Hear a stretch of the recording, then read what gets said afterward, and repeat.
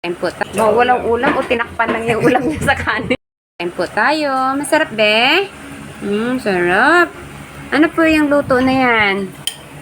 Anong luto yan? Ano yung ulam mo? Ikaw? Anong ulam mo po?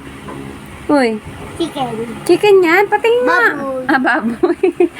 Adobong baboy. Ikaw, be? Masarap po? Oo naman. At yung mga po, ubos nila yung rice na yan.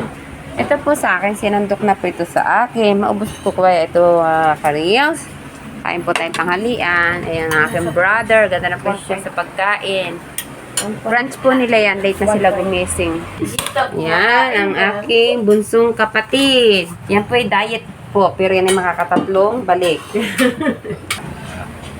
Ano? Walang ulam.